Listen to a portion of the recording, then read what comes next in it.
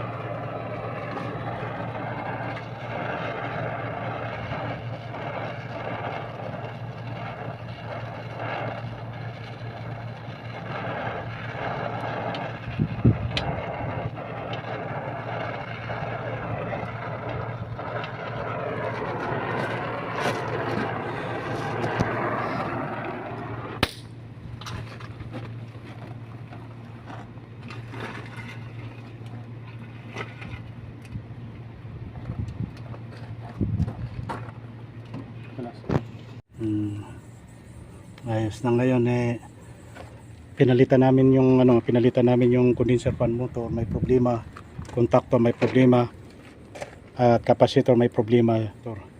So ngayon kinakargahan na natin na ng preyon, tapos papaganahin na natin to dahil kagabi hindi namin natapos to ang trabaho namin. Ngayon bumalik kami dito para tatapusin. Ito yung unit na to guys. Ayan. Ayun, nagabian kami pagkabit ng compressor dahil nag-start kami ng 6:40. Gabing gabi na hindi namin natatapos. Tapos pag check namin, pagkabit namin ng compressor, may problema pala yung contactor, capacitor at saka yung condenser hindi gumagana.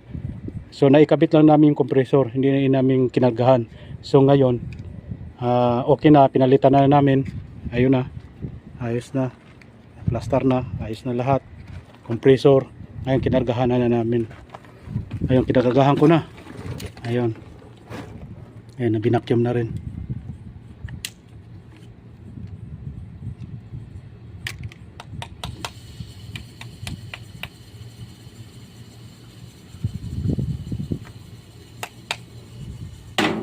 Ayan, gawin natin ng standing pressure na 60 para ayan, dito ako nagkakarga ng sa discharge line, sa discharge side nakataob yung cylinder natin. So ayun na, okay na. So guys, nakabit na natin yung compressor. Ayos na. At saka pinapalitan natin ng low pressure switch. Ayan. Ayan na guys. Ayos na yung trabaho natin. Ngayon kakabit na natin lahat.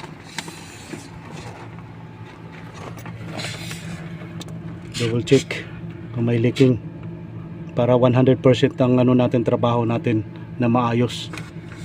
Wala namang leak, wala naman. Enough now. Ayan, okay na. Okay na, naikabit na natin ng compressor lahat. nag double check lang tayo sa mga this one you put also kung may leak. So okay guys, kakabit ko muna tong low pressure switch dahil yung ano natin, yung mechanical na low pressure switch may problema, sira. Ngayon tatanggalin natin to, papalitan natin. Remove this one. May remove. Tapos may hand wheel. So cut this one. Cut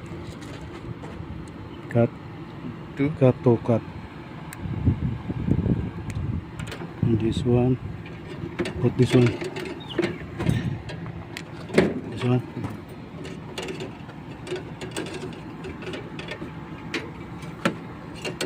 okay, and we'll fix here. Okay, we will cut, and this one also cut.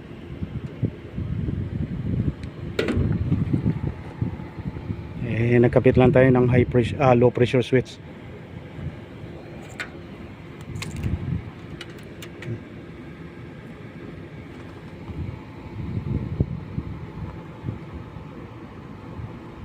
Okay guys, natapos na rin yung ginawa natin guys, yung trabaho natin. Kinabit natin yung compressor, nag-install tayo ng compressor, tapos pinalitan na natin lahat ng condenser fan, contactor at saka kapasitor. Ayan, okay na, na-charge na natin yung pressure, ayos na yung gumagana ng unit.